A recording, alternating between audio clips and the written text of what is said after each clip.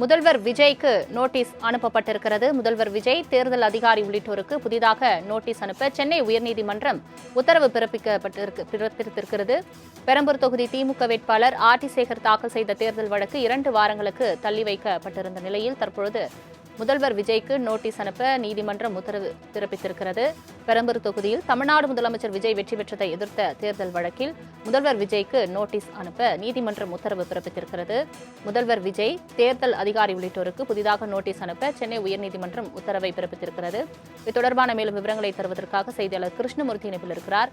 கிருஷ்ணமூர்த்தி, வணக்கம். தேர்தல் வழக்கில் முதல்வர் விஜய்க்கு நோட்டீஸ் அனுப்ப உயர்நீதிமன்றம் உத்தரவு பிறப்பித்திருக்கிறது. வேறு என்னென்ன குறிப்பிடப்பட்டிருக்கிறது? முழு விவரங்கள். சட்டமன்ற தேர்தலில் சென்னை பெரம்பூர் தொகுதியில் போட்டியிட்ட தாவேக தலைவர் விஜய் 53,715 வாக்குகள் வித்தியாசத்தில் வெற்றி பெற்றிருந்தார்.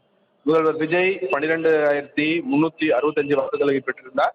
அவரை எதிர்த்து போட்டியிட்ட திமுக வேட்பாளர் ஆர்டி சேகர் 66,650 வாக்குகள் பெற்றிருந்தார்.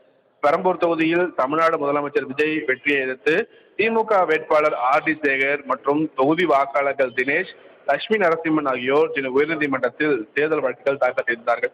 திமுக வேட்பாளர் ஆர்டி சேகர் தாக்கல் செய்திருந்த தேர்தல் வழக்கில் வேட்பு மனுவில் முன்னுக்கு பின் முரணான தகவல்களை வழங்கியிருப்பதாகவும், சொத்துக்கள் விவரங்கள் மற்றும் வழக்குகள் விவரங்கள் முறையாக அந்த மனுவில் தெரிவிக்கவில்லை என்பதால் விஜயின் வெற்றியை செல்லாது என்று அறிவிக்க வேண்டும் என்று அந்த மனுவில் தெரிவிக்கப்பட்டிருக்கிறது. இந்த வழக்கு நீதிபதி லட்சுமி நாராயணன் முன்பு விசாரணைக்கு வந்தது. அப்போது வழக்கில் எதிர் மனதாரர்களாக சேர்க்கப்பட்டுள்ள தமிழ்நாடு முதலமைச்சர் விஜய் தேர்தல் அதிகாரிகளுக்கு நோட்டீஸ் சென்றடையவில்லை என ஆர்டி சேகர் தரப்பில் ஆஜரான வழக்கறிஞர் ரிச்சர்ட்சன் வில்சன் தெரிவித்திருக்கார். இதையடுத்து முதலமைச்சர் விஜய், தேர்தல் அதிகாரி உள்ளிட்டோருக்கு புதிதாக நோட்டீஸ் அனுப்ப உத்தரவிட்ட நீதிபதி லட்சுமி நாராயணன் வழக்கின் விசாரணையை 2 வாரங்களுக்கு தள்ளி வைத்திருக்கிறார். செலவுமி. தங்களின் முழு விவரங்களுக்கு நன்றி கிருஷ்ணமூர்த்தி.